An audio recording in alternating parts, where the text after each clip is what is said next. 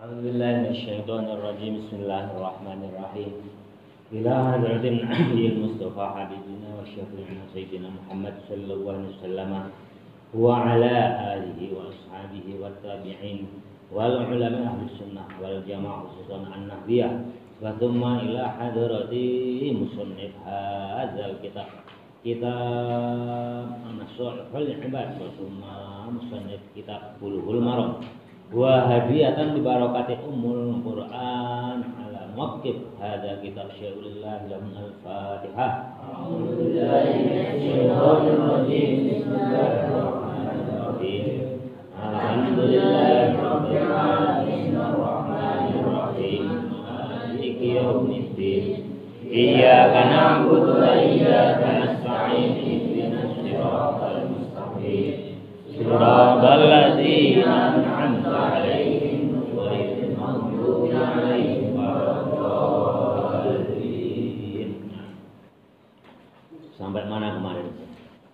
Sampai pembagian ulama ya, ada 3. Yang pertama itu ulama ahli hukum, yang kedua ulama ahli ma'rifatullah di zatillah, yang ketiga ulama yang memberikan manfaat kepada kita, yang bisa memperhalus akhlak-akhlak kita. Sampai sekarang makalah ketiga ya. Kalau Nabi itu ya. Bismillahirrahmanirrahim. 1, 2, 3, 4, 5. 1, 2, 3, 4, 5. Baris ke-10 dari bawah. Bismillahirrahmanirrahim. Qala Nabi sallallahu alaihi wasallam, sayati zamanun ala ummati yafirruna minal ulama wal fuqaha. Itu ya, sampai itu ya. Iya. Bismillahirrahmanirrahim. Qala, betul ya. Qala Nabi sallallahu alaihi wasallam, bersabda Nabi Muhammad sallallahu alaihi wasallam, sayati zamanun, pasti akan datang suatu zaman, ala ummati, atas umatku, kata Nabi, umatku. Siapa sih umat Nabi Muhammad itu? Ya, tentunya yang di sini artinya setelah zaman Nabi, termasuk kita ini, zaman setelah Nabi meninggal, itu yang dimaksud sayati zamanun ala ummati. Jadi zaman setelah meninggalnya, wafatnya Rasulullah Muhammad SAW, itu disebut ummati. Itu jumhur ulama sepakat. Nah, umat Muhammad itu ada berapa ya? Namanya umat itu ada 2 ya, umat Muhammad itu. Yang pertama disebut umat Muhammad ijabiyah atau umat ijabah. Yang kedua disebut umat Muhammad da'iyah atau da'iyah. Ijabah itu pasti da'iyah. Tapi kalau da'iyah belum tentu ijabahiyah. Apa yang dimaksud umat Muhammad yang ijabah? Yang namanya ijabah itu apa sih? Ijabah itu dikabulkan. Dikabulkan berarti diridhai oleh Allah, masuk kepada agama Islam. Itu namanya umat Muhammad yang ijabah. Ada umat Muhammad yang da'iyah, itu diajak. Umat Muhammad yang diajak masuk Islam, ada yang mau, ada yang tidak. Jadi yang diajak itu kan belum tentu mau. Ada yang mau, ada yang tidak. Tapi kalau umat Muhammad ijabaiyah, golongan ijabaiyah, itu pasti sudah masuk Islam karena sudah diijabah. Tapi kalau yang da'iyah, yang golongan umat Muhammad yang diajak, itu ada yang mau masuk ke Islam, ada yang tidak mau. Jadi orang kafir setelah sepeninggal Nabi pun disebut umat Muhammad. Itu termasuk umat Muhammad yang golongan da'iyah, Jadi golongan yang diajak. Nah, orang kafir itu yang kebetulan belum sampai saat ini belum mau diajak masuk Islam. Jelas ya? Itu yang disebut ummati. Saya di zamanun, pasti akan datang suatu zaman ala ummati, atas umatku, yafirruna yang lari, yang pada lari, minal ulama, dari ulama, wal fuqaha'i, dan ahli fikih. Ini sabda Rasul. Nanti suatu saat akan datang umatku itu lari dari ulama yang ahli fikih. Jadi lari itu bukan berarti setiap ketemu itu lari menghindar, bukan. Lari di sini yang dimaksud adalah lari dari ajaran-ajaran ulama ahli fikih. Banyak nggak sekarang yang lari dari ajaran ulama ahli fikih? Banyak sekali, ya, banyak sekali itu. Ya. Mengakunya Islam tapi jauh dari ajaran agama Islam. Sholat nggak pernah, puasa nggak pernah. Kalau seandainya sholat pun kalau mau ya setahun sekali. Itu artinya apa? Lari dari ulama. Artinya apa lari dari ulama? Lari dari ajaran-ajaran ulama ahli fikih, wal ulama wal fuqaha. Fayabtalihim, maka orang yang lari dari ulama tadi, fayabtalihim, maka orang yang lari tadi akan mendapatkan cobaan Allahu dari Allah bisalasi baliyatin, dengan 3 perkara atau 3 musibah atau 3 cobaan. Jadi orang, ya, umat Muhammad yang lari dari ulama ahli fikih itu, kalau lari dari ahli fikih maka akan mendapatkan cobaan 3 perkara dari Allah. Ini sabda Nabi ini, bukan kata ulama, ini sabda Nabi ini, karena ini hadis qaul Nabi ya. Ulaha, yang pertama, kalau umat Muhammad itu sudah lari dari ulama ahli fikih, artinya ajaran-ajaran ulama, fatwa-fatwa ulama sudah nggak didengar. Ya. Di Indonesia ini siapa yang diakui secara nasional legitimitasinya? Ya majelis ulama. Kalau beberapa bulan yang lalu ya, setelah terjadi penyerangan Palestina, itu majelis ulama memfatwakan jauhi produk-produk yang membantu Israel. Ya, beberapa produk diantara produk Unilever ya, itu kata majelis ulama jauhi, diboikot, kita boikot, ikuti semampumu. Kebanyakan dari kita tidak mengikuti. Itu berarti apa? Lari dari ulama. Itu artinya apa? Lari dari ulama. Jauhi itu minuman haram. Minuman itu, khamar itu haram. Prakteknya masih banyak di antara kita, saudara-saudara kita itu yang masih minum minuman haram, judi. Itu berarti lari dari ulama. Itu artinya lari dari ulama ahli fikih. Nah, kalau lari dari ulama ahli fikih, maka Allah akan menurunkan 3 cobaan atau musibah. Ulahuma, yang pertama, ulaha yang pertama, yarfa'allahu, maka Allah akan mengangkat barkata berkahnya min kasbihim, rizki yang didapatkan oleh mereka. Jadi keberkahan rizki itu akan diangkat, akan dicabut oleh Allah dari orang-orang yang lari dari ulama dan para fuqaha. Jelas ya? Berkah itu apa sih? Ya, keberkahan rizki itu ulama jumhur, ya. Ulama jumhur itu menafsirkan berkah itu adalah hasil rizki yang kita dapatkan itu sebagian besar dibelanjakan di jalan yang baik. Itu namanya berkah. Contoh, kalau di kampung kita ada membangun musola, membangun masjid, ya, dari hasil yang kita kerjakan, hari kerja kita, entah itu dagang, kontraktor, apapun profesi kita, hasilnya itu sebagian ya untuk kita sumbangkan ke pembangunan masjid. Hasil daripada usaha kita salurkan ke anak yatim piatu, ke orang yang nggak mampu, menolong saudara kita yang kelaparan, itu namanya berkah.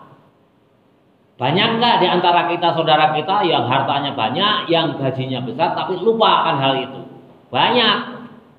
Dia dimintai sumbangan untuk nyumbang musola, nyumbang masjid, sulit mengeluarkan. Seandainya mengeluarkan itu kecil sekali. Dia diminta sumbangan untuk membantu anak yatim, seharusnya anak yatim menjadi anak asuhnya. Jauh hartanya itu dibelanjakan untuk manfaatnya anak yatim. Atau kata lain untuk perjuangan-perjuangan dalam rangka meninggikan agama Islam. Itu sulit ya, seandainya memberi pun sedikit sekali. Misalnya ada seseorang yang gajinya misal 100 juta. Dimintain sumbangan untuk musola, dia hanya nyumbang 1 juta. Berkah enggak? Ya kurang berkah. Tapi dibandingkan ada seseorang yang gajinya hanya sehari itu 100 ribu, dimintai, dia menyumbangkan berapa? 30 ribu. Lebih banyak mana? Hah? Yang 100 juta nyumbang 1 juta atau 100 ribu nyumbang 30 ribu? Yang 100 ribu nyumbang 30 ribu, 30%. Kalau 100 juta, kalau hanya nyumbang 1 juta, itu ya hanya 1%. Itulah yang 100 ribu nyumbang 30 ribu itu disebut berkah. Berapa yang layaknya, yang pantasnya kalau dari gaji kita itu ya disumbangkan, ya kita keluarkan zakat minimal 2,5%. Setelah itu ya kalau kaya raya ya paling enggak ya sepertiganya itu untuk perjuangan di agama Islam. Itu namanya berkah. Kalau belum nyampe sepertiga yang kita sumbangkan untuk di jalan Allah, untuk meninggikan kalimat Allah di perjuangan Islam, yaitu belum masuk berkah. Itulah tafsir ulama jumhur. Jadi nanti kalau kalian mau misalkan gaji 20 juta hanya nyumbang 500 ribu, jangan bangga. Nah, kalah nanti kalian kalau dibandingkan tukang beca atau yang pendapatannya sedikit tapi nyumbangnya prosentasenya besar. Ya, penyakitnya ya, kalau itu udah ngantuk, kalau duduk ngantuk ya, kalau penyakit itu. Jelas ya, berkah itu begitu ya. Jadi tidak nilai jumlahnya. Kalau 100 juta nyumbang 1 juta ya kecil lah, hanya 1%. Mending penghasilan 100 ribunya tapi nyumbang 5 ribu, itu lebih besar. Karena apa? 5%. Jadi prosentase yang dinilainya. Makanya apa namanya, kita harus membelanjakan ya. Nanti hati-hati, usahakan membelanjakan harta kita, karena hak pendapatan kita itu di sana ada hak orang lain, ada hak Allah. Hak Allah ya apa? Contohnya untuk membangun musola, bangun masjid, nyumbang pesantren, beliin kitab, diwakafkan atau Quran. Hak orang lain ya, tetangga kita yang kurang mampu, itulah yang disebut berkah. Itu akan dicabut tuh. Nah, hanya apa? Jadi medit. Gaji gede disuruh minta sumbangan susah. Ada bapak itu dulu waktu menjadi pengurus RT itu ya, mau 17-an minta sumbangan ke orang yang kaya. Salah satu tetangga bapak itu ada orang yang kaya. Jawabnya lain kali. Susah, itulah namanya rezeki yang tidak berkah. Jadi hakikat milik kita itu yang kita belanjakan di jalan Allah, kita sedekahkan. Misalkan kita punya uang 10 juta, yang kita belanjakan di jalan Allah 1 juta, ya itulah hakikat milik kita. Sedangkan yang dimakan kita, yang sehari-hari kita ya belum tentu. Apalagi hanya untuk senang-senang, untuk hura-hura. Nah, itu bukan milik kita. Jelas ya, itulah namanya berkah menurut jumhur ulama. Wasaniyatu, dan yang kedua, yusallitullahu maka Allah akan menguasakan, Allah Ta'ala akan menguasakan alaihim, atas mereka orang Islam yang jauh, yang lari dari ulama, sultanan zaliman, penguasa yang zalim. Ya, ini bahaya lagi, ini yang kedua. Ini kaitannya dengan politik, makanya fikih syasah ya, ini bukan bapak yang bicara. Memang kita mau nggak mau menjelaskan ini, memang fikih syasah ini salah satunya ya hadis ini. Jadi kalau kalian atau orang Islam jauh dari ulama, lari dari ulama, maka Allah akan menunjuk seorang pemimpin yang zalim, akan menguasakan kepada kita itu pemimpin yang zalim. Jadi kesimpulannya apa? Bukan salah salah pemimpin yang jadi pemimpin kita sendiri kenapa jauh dari ulama? Kenapa fatwa-fatwa ulama kita remehkan? Kenapa nasihat-nasihat ulama kita remehkan? Udah jelas majelis ulama, ya kita ikuti, kita hidup negara di Indonesia yang mempunyai legitimasi untuk fatwa yang majelis ulama kita ikuti. Banyak orang di antara kita, di antara orang-orang Islam bahkan alim alamah, apa itu majelis ulama? Dia nggak punya kompetensi. Kita kan punya organisasi sendiri, kita bisa fatwa sendiri. Nah, itulah jauh dari ulama. Nah, kalau di Mekah, di Madinah, di Mesir Al-Azhar, di Hadramaut Yaman sana ada mufti. Di Malaysia ada mufti. Brunei Darussalam ada mufti, itu orang yang berhak berfatwa. Kalau di Indonesia ada siapa ya majelis ulama, ya kita ikuti. Nah, kalau kita lari meremehkan fatwa majelis ulama, ya akhirnya begini, kembali kepada hadis Rasul. Hadis Rasul apa? Kalau kita lari dari ulama, kita akan dikirim pemimpin, ya sabda Nabi, ini sabda Nabi, pemimpin yang zalim. Kalau protes ya hari ini ada ke Jakarta ya enggak apa-apa, pada demo ya di sana, karena pemilu curang, pemilu nggak adil. Pemerintah curang, ya itu baik-baik saja untuk mengingatkan, mengkoreksi yang salah. Tapi lebih baik kita kembalikan kepada hadis ini. Kenapa sampai Allah mengirimkan pemimpin kepada kita yang dinilai oleh kita itu kurang bagus? Kesalahan kita sendiri, kenapa kita jauh dari ulama? Ya, makanya kalian nanti kalau pulang, misalkan di kampung halaman kalian itu ada ulama, ada ustadz, tokoh masyarakat yang alim, sowan. Kalian jangan jauh-jauh dari ulama, minta nasihat pada ulama. Misalkan mau meneruskan sekolah, kiai, ajengan, gimana ini sebaiknya saya, minta nasihat, jangan jauh-jauh dari ulama. Nah, kalau kita lari dari ulama ya gini, sabda Rasul yang pertama, diangkat keberkahan rezeki yang kita dapatkan, ya termasuk keberkahan ilmu yang kita dapatkan. Ilmu itu kan juga rezeki. Yang kedua, akan dikirimkan, akan dikuasakan kepada kita pemimpin yang zalim. Ya, ada beberapa tahun yang lalu di DKI ya, dipimpin oleh seorang pemimpin yang non muslim, ya nggak apa-apa, ya itulah kita. Kenapa? Ya kita salahkan diri kita sendiri, kembali kepada hadis Nabi ini.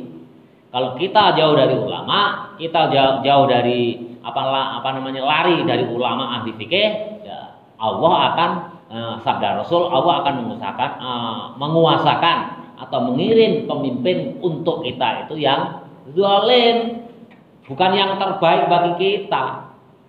Tapi kita harus sadar bahwa hadis ini ya kesalahan apa ya? Kesalahan umat Islam sendiri, jangan menyalahkan siapa-siapa. Ya, kenapa orang Islam itu dijelaskan oleh ulamanya bahwa pemimpin yang baik itu begini, tapi yang dipilih masih pemimpin yang begitu. Ya karena apa? Ya kita jauh atau lari dari hukum-hukum fikih. Hukum fikih itu apa sih? Salah satu kriteria pemimpin yang pertama harus beragama Islam. Orang yang Islam yang memimpin ya harus orang Islam juga. Yang kedua juga beramal soleh. Yang ketiga juga banyak ya syarat-syaratnya, beramal soleh, memikirkan kemajuan Islam yang adil, jujur dan lain sebagainya. Tapi kenyataannya ada yang kemarin ya itu bansos ya, ribut. Wah pemerintah ya yang dimasalahkan kan itu. Ya tapi ya nggak apa-apa kalau menurut Bapak. Demo boleh-boleh aja. Wah bansos itu curang, melalui bansos bagi-bagi uang. Ya kenapa kita nggak kembali kepada hadis Nabi? Seandainya kita kembali kepada hadis Nabi, kepada ulama, kepada ahli fikih kan sudah jelas. Kita terima bantuannya, kita terima uangnya, tapi tidak kita coblos orangnya. Ya, harusnya kan begitu. Karena kita kan karena perasaan terbawa baper. Wah udah nggak enak udah dikasih bansos beras 10 kilo, uang 600.000, kita colok si A. Padahal untuk yang benar-benar orang soleh itu si B. Nah, itulah hadis Nabi ini berlaku. Karena kita umumnya umat Islam di Indonesia itu mayoritas sampai saat ini masih jauh, masih lari dari ulama. Buktinya mana? Ya enggak. Fatwa-fatwa ulama, nasihat-nasihat ulama itu dianggap angin lalu, enggak masuk akal ini itu. Toh kita juga bisa fatwa sendiri, bisa belajar hadis sendiri. Kalau udah merasa pintar jauh dari ulama, ya akhirnya Allah mengirimkan pemimpin yang zalim. Nah, hari ini itu di gedung KPU, depan gedung KPU itu demo besar-besaran. Ya biarin aja. Ya setiap pemilu pasti ada kecurangan. Dulu pembela Jokowi kan mengilu-ilukan. Wah, setiap sepak terjang Jokowi dibela. Sekarang itu dimusuhi, ya musuhi yang nggak senang itu. Ya itulah manusia. Ya nggak apa-apa supaya yang salah kita koreksi. Terus sebaiknya gimana? Ya gitu aja, biarin aja, secara alami aja. Hanya kita jangan terprovokasi. Kembalikan kepada hukum agama. Siapa? Sabda Rasul, hadis. Nah, hadis itu kalau kita jauh dari ulama, ya pertama akan keberkahan rezeki itu akan diangkat. Yang kedua, dikirim kepada kita pemimpin yang zalim. Itu bukan kata Fakihuddin, tapi sabda Nabi loh. Ya, silakan kalau mau didebat ya, kalau mau masuk neraka ya, debat atau enggak setuju dengan pendapat Nabi berarti kafir. Ya, kafir, orang kafir finnar.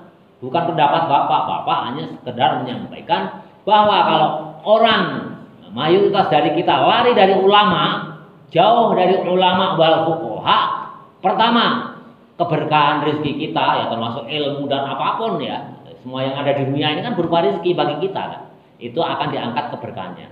Yang kedua, akan dikirimkan kepada kita, akan dikuasakan kepada kita pemimpin yang zalim, itu kata Rasul. Dan yang ketiga, ngantuk ya, tidak. Yang ketiga wasali satu jelas ya. Yang kedua ini sensitif. Yang kedua itu yusallitullahu ta'ala alaihim sultanan dzalima. Allah akan menguasakan kepada kita pemimpin yang zalim. Tapi kalau menurut hemat Bapak sih, pemimpin di Indonesia semenjak presiden pertama sampai sekarang itu belum ada yang zalim lah. Ya, kalau namanya ada salah, ada kekurangan itu kembalinya ke manusia. Kita udah diberikan contoh ya di tafsir. Nah, siapa namanya? Nabi Yusuf itu mau jadi perdana menterinya Raja Fir'aun. Padahal Raja Fir'aun ini kafir. Nah, di Indonesia udah diberikan contoh kan beberapa tahun yang lalu. Ya, di Provinsi DKI dipimpin oleh non-muslim ya nggak apa-apa, yang penting adil. Kenapa kok bukan pemimpin yang Islam yang soleh? Ya salah kita sendiri. Kalian jangan menyalahkan orang lain. Kenapa mayoritas di antara umat muslim masih jauh, masih lari daripada ulama dan ahli fikih? Salahkan pada diri kita sendiri. Jadi kalau kita sudah bisa menyalahkan pada diri kita, tentu nggak akan ada ribut-ribut. Tapi kalau ada ribut-ribut gimana Pak Fakih? Ya biarkan saja, kita husnudzon. Ada yang demo, yang jualan berarti laku. Yang tidak punya panggung, ya punya panggung, nanti direkam oleh televisi, disorot masuk TV, akhirnya dia punya kegiatan, ya husnudzon aja. Nah, kita husnudzon aja, jangan suudzon. Ya, biarin, yang penting aman, ya tentram, nggak anarkis, nggak buat kerusakan, itu aja. Tapi kalau udah buat kerusakan ya tangkap aja Pak polisi, jeblosin penjara, proses hukum masukkan penjara. Gitu. Tapi kalau demonya damai ya baik-baik saja gitu. Kita husnudzon aja. Ada demo kan tempat berkumpulnya orang banyak, yang jualan es teh juga laku, ya kita aja husnudzon aja. Yang penting tidak anarkis. Kalau anarkis itu kan sudah dilarang, sudah melanggar ketentuan negara, ya bisa dihukum gitu. Kalau demonya damai, itu ada hak konstitusi di antara kita untuk protes, ya, untuk demo. Nah ini yang ketiga, ini yang paling berat. Kalau kita sudah mulai dijauhkan dari ulama, yang ketiga hati-hati kata Rasul, sabda Rasul.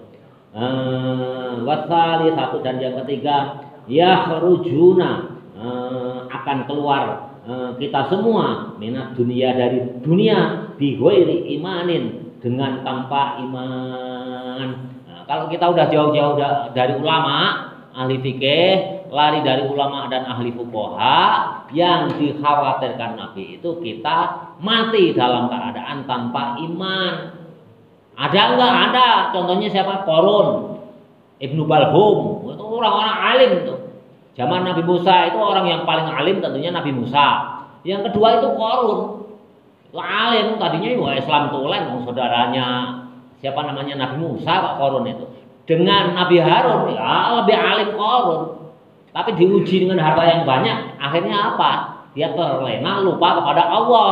Akhirnya mati dalam keadaan kafir. Ini yang ditakutkan Nabi kalau kita jauh-jauh dari ulama. Ya. Ulama itu bukan berarti kita sering sowan, enggak. Ajarannya, syukur-syukur kita kalau ada waktu senggang sowan kepada alim, kepada ulama, kepada ahli fikih. Itu lebih bagus.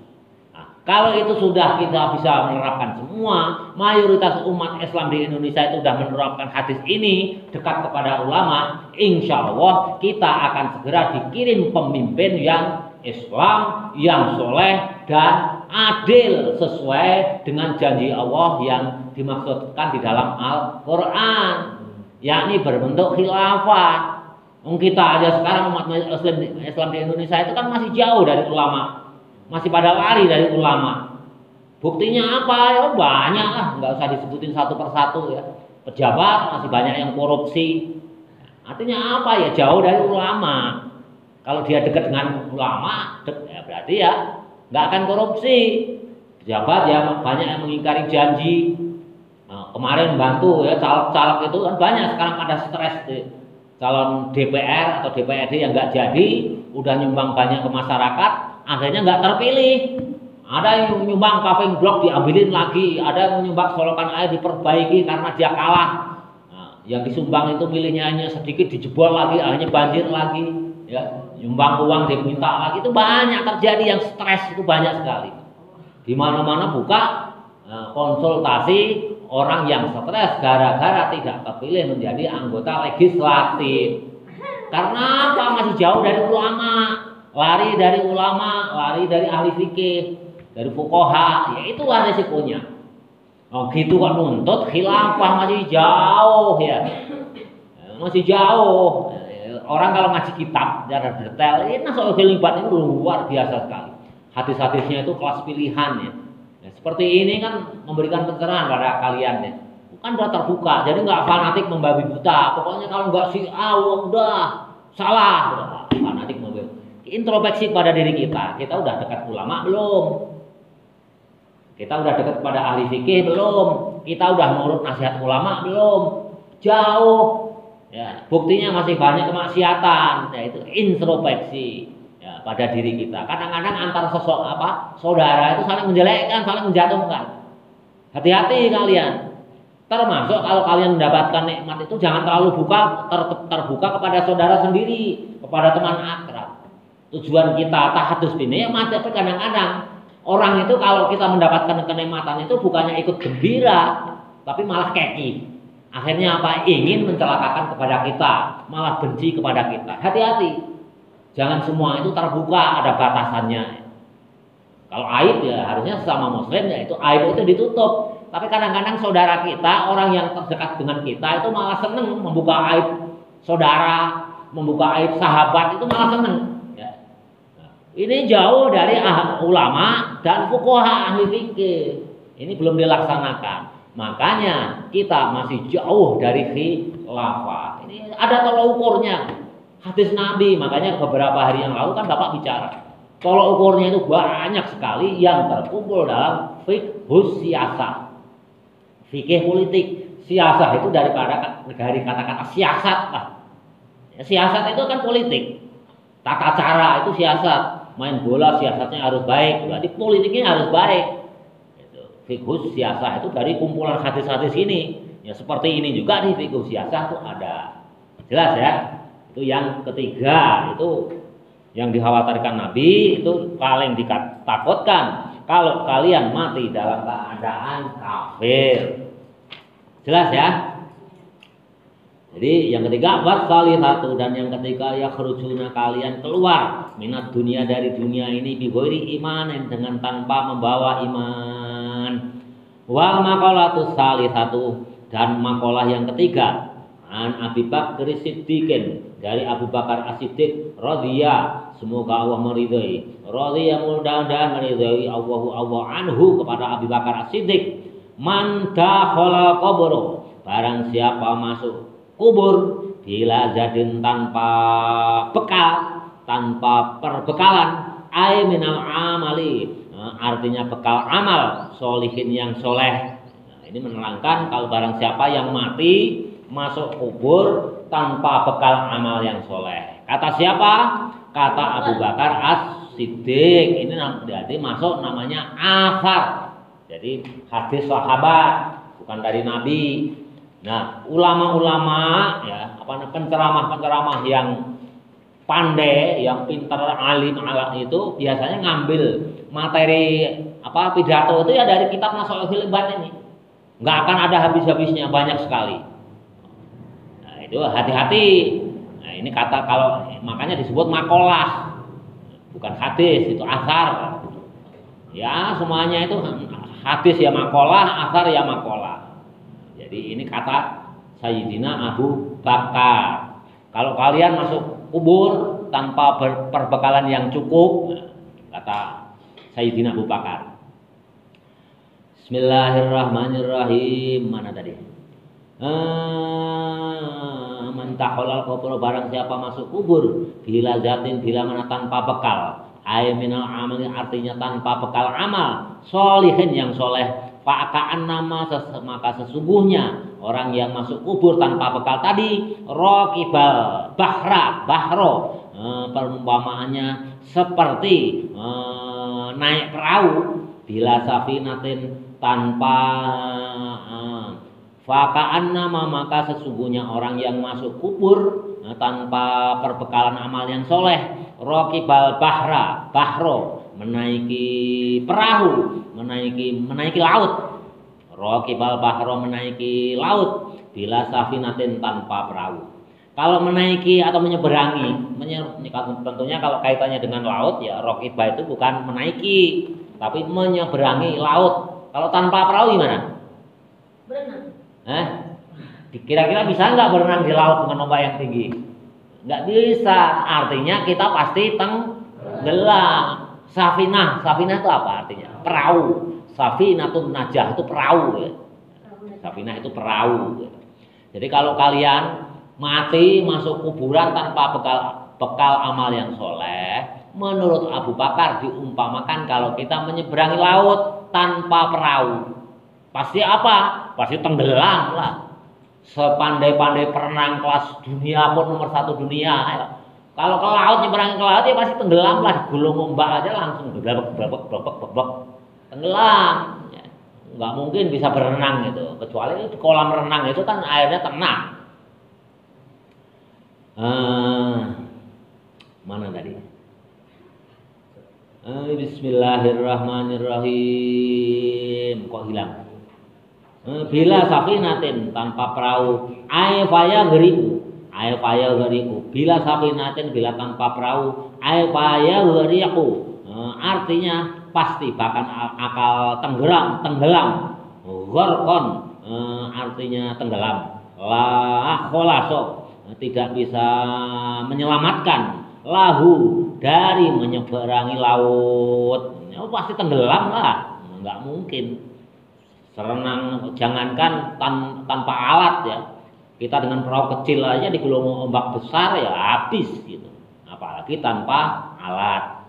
Dengan ban aja nggak akan bisa, begitu digulung ombak banyak lepas ya tenggelam, udah habis lah.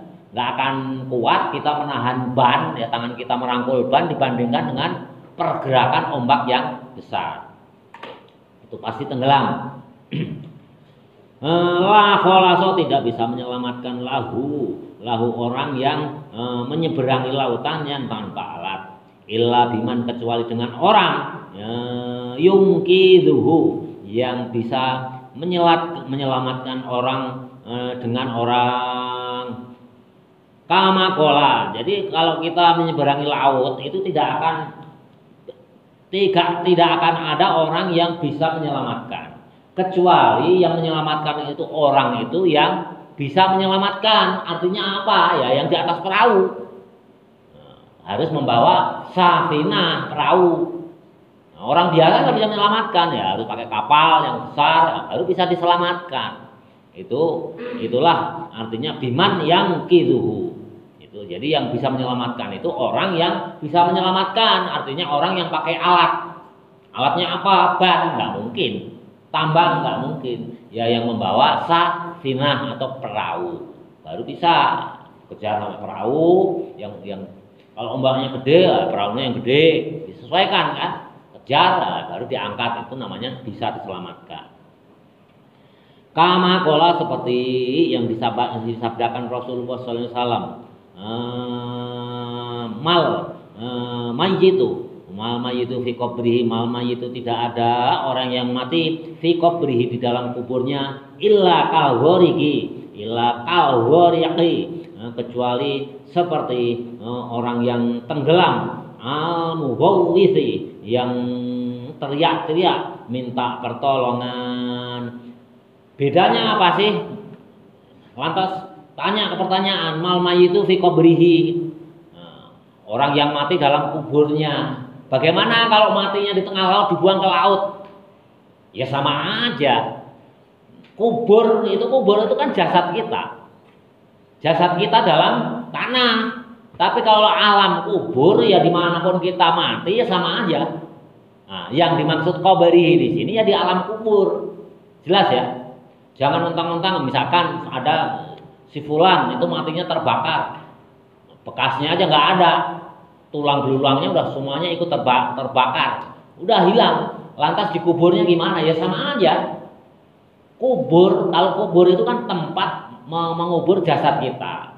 Tapi kalau alam kubur itu ya sama aja. Alam kubur itu ya alam dimana kita di alam barzah, alam kubur. Di alam setelah kehidupan itu namanya alam kubur. Tapi kalau kubur itu hanya jasad. Jadi kalau orang mati di tengah laut ya sama aja. Nanti malaikat roket dan atlet ya datangin nanya di alam kubur itu. Karena bukan harus ada fisiknya, jelas ya. Jadi menurut sabda Nabi itu kalau orang yang mati di alam kuburnya itu seperti orang yang tenggelam, yang teriak-teriak minta pertolongan, tolong selamatkan saya. Makanya nanti di suatu hadis ada hadis yang menyampaikan bahwa keinginan orang yang sudah mati itu hanya satu. Kalau yang nggak banyak amalnya. Misalkan ada orang yang banyak dosanya, mati, udah mati itu masih punya keinginan, itu keinginannya hanya satu. Nanti di hadis yang lain itu ada dijelaskan. Apa itu? Ingin kembali hidup di dunia walaupun hanya sedetik. Karena apa? Memang dunia itu tempatnya untuk menanam bekal kita ke akhirat. Ad-dunya mazra'atul akhirat. Jadi keinginannya orang yang mati, yang tidak membawa amal soleh yang banyak itu hanya satu, ingin dikembalikan kehidupan di alam dunia. Gak ada yang lain. Ya Allah, kalau seandainya saya tahu begini di alam kubur, tolong ya Allah, semenit aja saya kembalikan ke alam dunia. Saya hanya ingin memperbaiki imanku. Nanti di hadis lain itu ada. Jadi keinginan orang yang mati, yang tidak membawa iman yang baik, amal yang baik itu hanya satu. Seolah-olah ingin dikembalikan ke alam dunia untuk memperbaiki keimanannya dan amal perbuatannya. Itu toh. Nggak ada ingin kaya raya, enggak. Itu dalam hadis. Makanya di sini oleh Nabi digambarkan di dalam kubur itu kalau nggak membawa amal yang soleh, seperti orang yang teriak-teriak tenggelam, teriak-teriak minta tolong. Itu apa? Naik ke atas, ketungul, tolong. Itu tangannya aja sama teriak itu.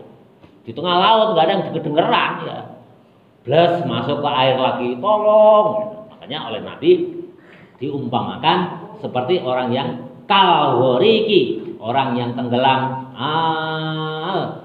al-mughawwithi, yang teriak-teriak minta tolong, aitolibi, artinya mencari, li ayu ghosa, mencari pertolongan, hanya mencari pertolongan artinya. Wal maqalatur rabi'atu, satu makalah lagi.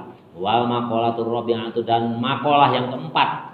Jadi kalau makalah, kalau kalian sering dengar ya makalah atau orang-orang intelek itu kan membuat makalah ini dari bahasa Arab. Artinya ya makalah, artinya perkataan. Wal maqalatur rabi'atu, dan makalah yang keempat. an Umar radhiyallahu anhu, dari Umar radhiyallahu anhu. Ini hadis ini disandarkan kepada Umar, yang berkata siapa? Umar bin Khattab. Radhiya, semoga Allah radhiya, semoga meridai Allah anhu kepada Umar bin Khattab. Nukila dikatakan an Syekh Abdul Mu'ti As-Samlawi, dari Syekh Abdul Mu'ti As-Samlawi. Nah, ini yang berkata siapa? Dinukil dari kitabnya Syekh Abdul Mu'ti As-Samlawi makalah ini. Siapa yang berkata? Umar bin Khattab. Anan Nabiya, ini Umar ini berkata, anan Nabiya, sungguh Nabi sallallahu alaihi wasallam qala, berkata li Jibril, kepada Jibril. Kalau di bahasa Jawa itu matur. Nah, jadi ini Umar bin Khattab ini menyampaikan hadis juga sebetulnya. Sesungguhnya Nabi berkata kepada Jibril, itu tentunya hadis juga. Tapi hadis ini dikatakan oleh Umar. Ini asal Umar. Anan Nabiya, sungguhnya Nabi sallallahu alaihi wasallam qala, berkata kepada Jibril, li Jibril, kepada Jibril alaihissalam. Sifli, teranglah sifat-sifat li untukku, hasanati Umar, kebaikan Umar. Nah, Nabi ini berkata kepada Jibril. Jibril. Al-maqatu, salah. Al-maqalatur rabi'atu, maqalah yang keempat, an Umar radhiyallahu anhu. Benar. Nukila dikatakan.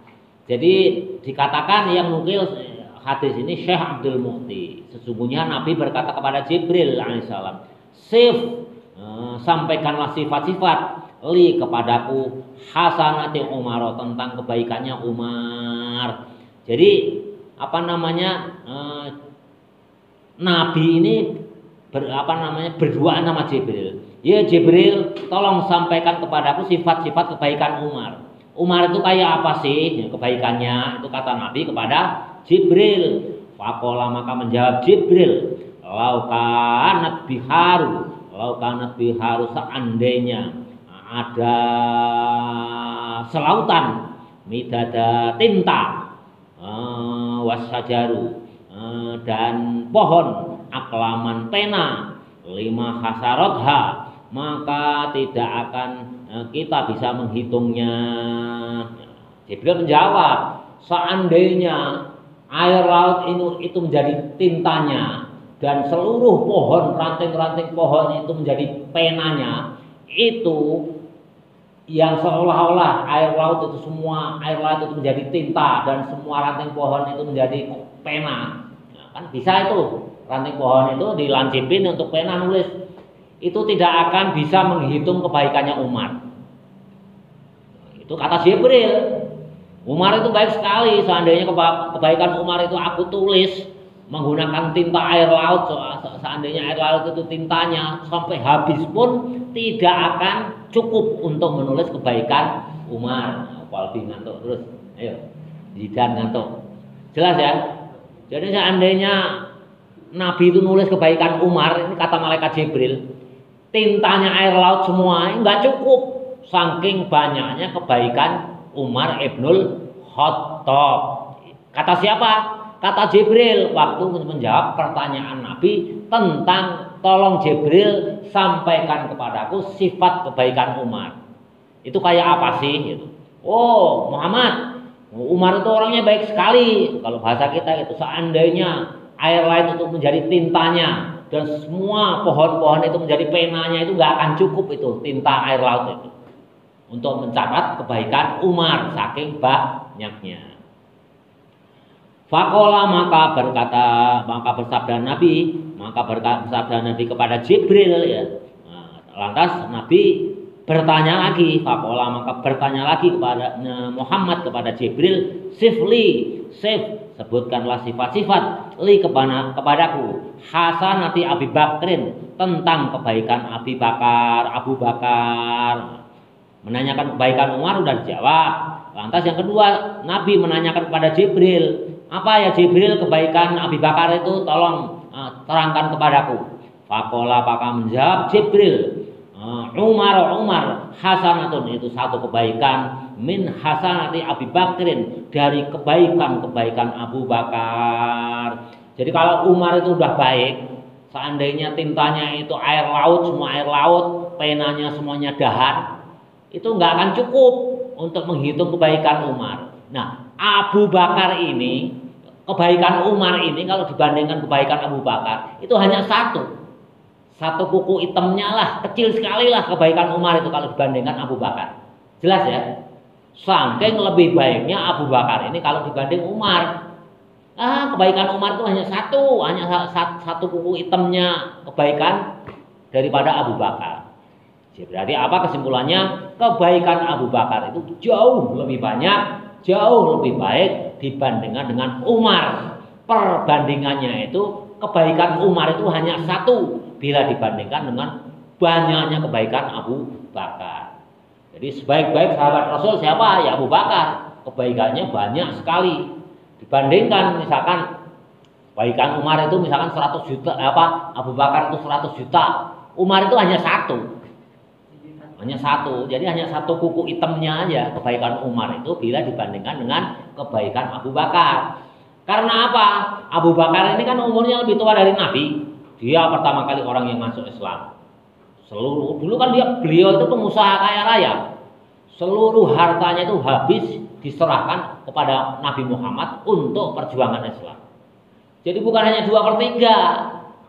Seluruh harta Abu Bakar dulu itu orangnya kaya raya.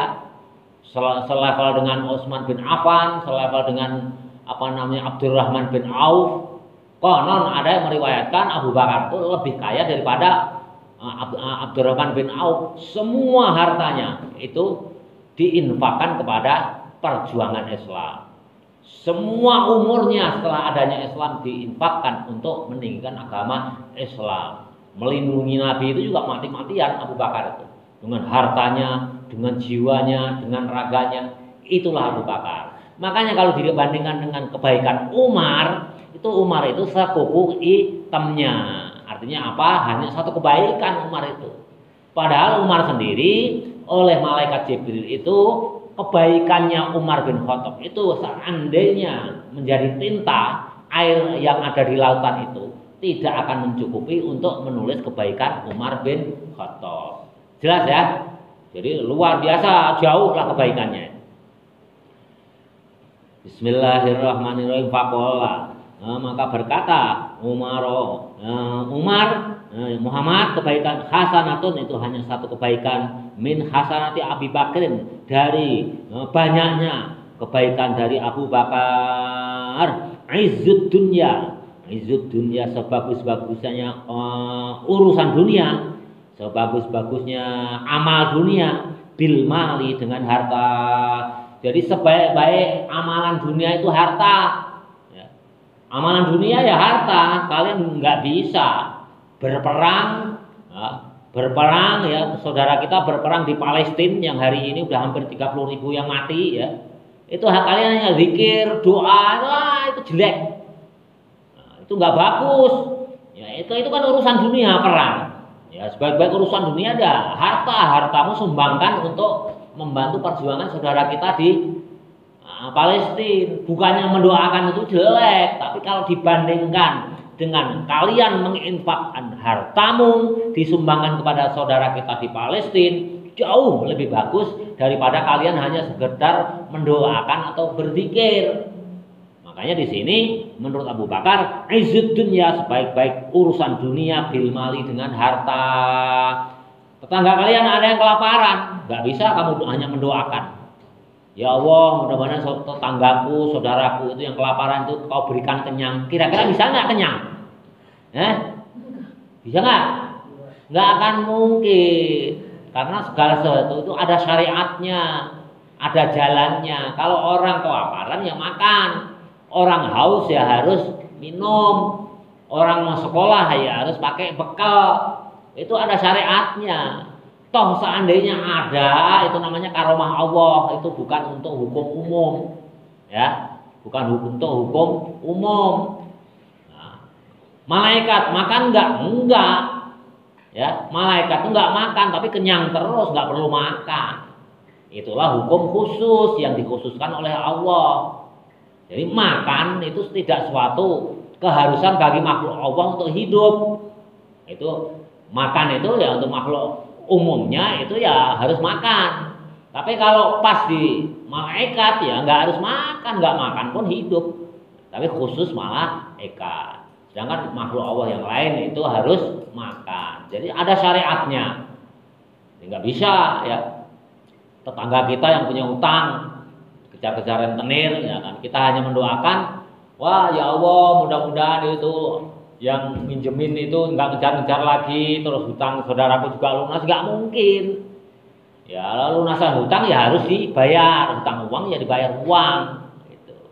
Makanya menurut Abu Bakar, izzud dunya bil mali, sebagus-bagusan urusan dunia itu dengan harta, wa izzul akhirati, dan sebaik-baik urusan akhirat bisolihil a'mali, dengan baiknya amal. Ya tentunya kalau urusan akhirat itu harus dengan amal, puasa, sholat, sunat, sedekah, infak dan lain sebagainya.